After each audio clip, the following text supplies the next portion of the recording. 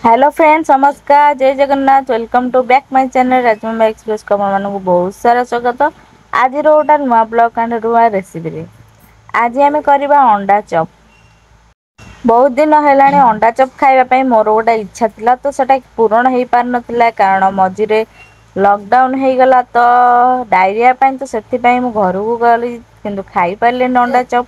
तो एठी टिके मार्केट बहुत दूर, तो से अंडा चप खाई पार नी। तो भाविली घरे आज मन शांति करके खाइबी।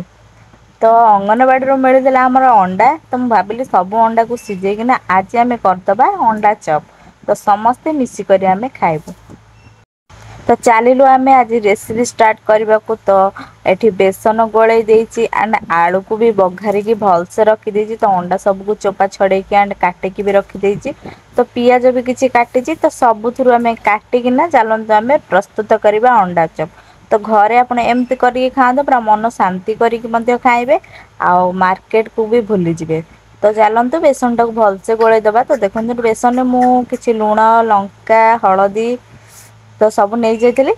तो आम भलसे गोले दबा। तो भलसे गोलैया द्वारा बेसी मोटा रखिबेनी कि बेसी पतला रखिबेनी बैटरटा। तो बैटरटा बनया बैटरटा बेसी माने पानिया करिवेनी।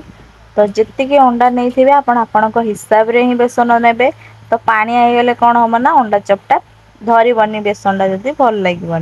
तो आपण मैंने कौन करेंगे बेसी पानिया करेंगे कि बेसी बहलिया भी करेंगे। तो चलते ए देखो बैटरटा मोर बैटर एवं बनाऊँगी। तो आपण मैंने घरे एमती करके खातु कौ भाया लगुच। आपण मत निहाती कमेंट बॉक्स रे कमेंट करेंगे। तो मो रेसिपीटा भी केमती लगिला आपण मैंने निहाती जनइबे।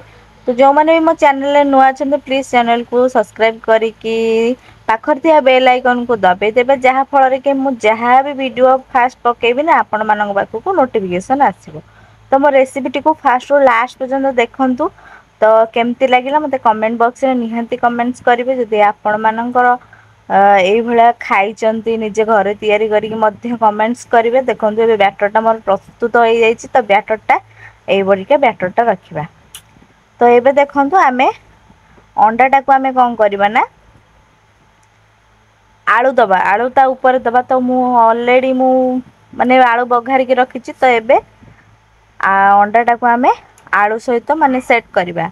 तो चलते एबे आम आलू सहित अंडाटा को सेट करवा। तो एठी मु किछि कड़ाई रे किछि तेल नहीं जीबी। तेल गरम हवा पर्यंत गैस टा ऑन कर देबी। तो स्लो रे पूरा देबी, हाई रे देबिनी।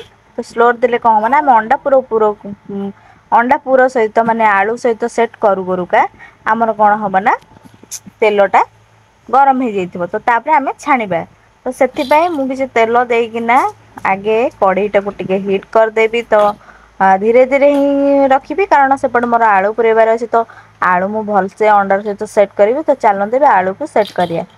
तो देखो एमती हल्का नहीं जीवे आलू को टिके राउंड करकिना आपण माने कौन करेंगे ना अंडा सहित सेट करेंगे। देखो मुझे एमती सेट कर सेट करेंगे। ना आलू भी जन जन अच्छा बिना आलू रे भी करती खाली अंडारे। तो अंडा को काटे को पड़ोनी, अंडा को सेमती से रखिकिना खाती। तो काटिदेवे मझिरू काटिकी सॉक्स और पियाज पकई खाते। तो आम एटा अंडा चप कर। तो आलू टी आम दौचे। तो आलू को आप एमती करकिना देखो पूरा अंडाटा सहित पूराटा को देकिना भलसे सेट करेंगे, ना फिटिଯିବ। अंडा टिके खाइबा को मते बहुत भल लगे कारण अंडा मोर फेवरेट। चिकेन मटन ठारू अंडा टिके मोर फेवरेट। तो सेति मते अंडार सब रेसिपी भल लगे। खास कर अंडा तरकारीटा मते भल लगे, अंडा करी भल लगे। आउ अंडा चपटा भी मते भल लगे। बट सब बेले तो बनै हुए नहीं, अंडा तरकारीटा ही मते बहुत भल लगे। आमलेट करके भी खाइले मते भल लगे। तो अंडार मोर सब रेसिपी मते भल लगे। आउ अंडा होची मोर फेवरेट। जेहेतु अंगनवाड़ी अंडा मिली तो आमे तो दाबिकी खाइबा। तो चलतु कार कार अंगनवाड़ी अंडा मिलूची, छतुआ मिलूची, किशोरी बालिका मानक भी मिलूची अंडा। तो से मोर आ मो ननंदर आसीथिला अंडा। तो मो पुअर एवं अंडा मिलूची। जेहेतु अंडा मिलूची ताले आमे ताकू पूरा भलसे खाइबा जे एंजॉय करिया। देखंतु मु एमती केमती आलू पुरोची। तो आपण माने ही पुरो को सेट करिवे। आलू को मु पियाज आउ टमाटो किछि देइकिना मसला किछि पकेइकिना लूण देइकी लंका गुंड देइकी किछि मसला पकेइकी बघार दिथिले। जेमति हम नेचुरली घरे जेमति आलू भर्ता बनांती। तो आलू भर्ताटा को आमे कोन करंती ना बिना खाली पियाज आउ किए टमाटर पकाउछन्ती किए टमाटर पकाउनाहांती किए साधारे करछन्ती किंतु आमे कोन करछे एथरे टिके मसला ऐड करछे मसला ऐड करिया द्वारा टिके बासिबो। तो देखंतु एबे मु कोन करबि ना सबु जांको माने किछि किछि पकेइकी इए करबि ना एबे हमर तेल भी गरम हे गलानी फेण उठी गलानी त आमे कोन करबा ना एबे सेटा पकेइ देबी बेसन रे बेसन रे पकेइ सारला परे आमे ताकू छाणीबा सांग सांग गोटाई गोटाई तो पकेइकी छाण माने चारि करू टिके भलसे माने बेसन टाकू ऐड करदेबे तापर जांकी तेल रे पकेइबे। तो एबे देखंतु मु तेल रे ऐड कर देछि आपण एमथि ऐड करिवे।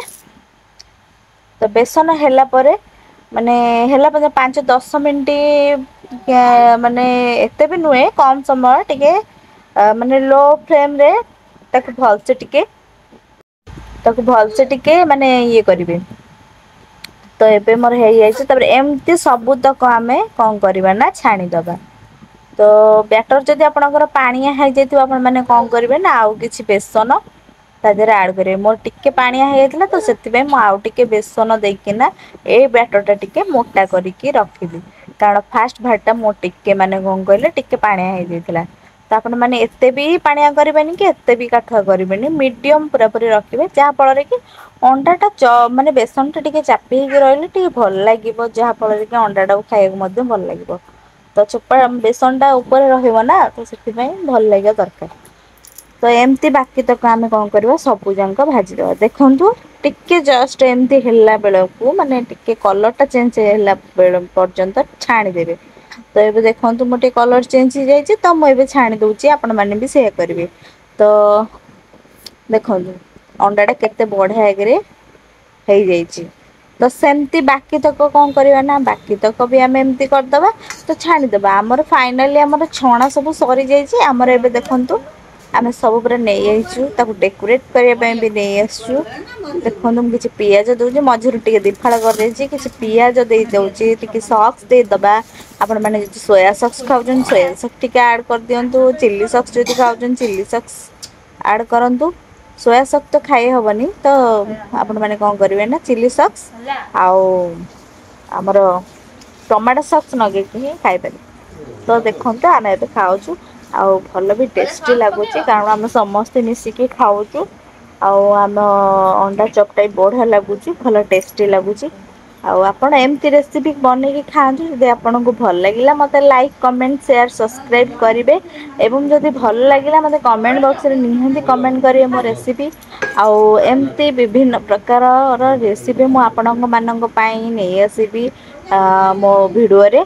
तो आपण माने देरी न करिकि जो माने भी मो चैनल को सब्सक्राइब करनांती प्लीज सब्सक्राइब करदेबे कारण आपण मानकर गोटिए गोटिए सब्सक्राइब ही मोर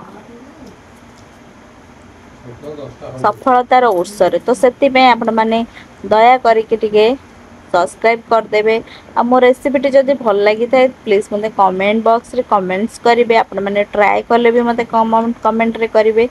तो चलंतु एबे वीडियो टी को फाइनल रे रखिबा बहुत लॉन्ग हे गलानी तो पुन थरे आपण मानक सहित आउ गोटे नेक्स्ट वीडियो रे देखा हबो से पर्यंत रहूची नमस्कार जय जगन्नाथ समस्ते भलरे रहंतु।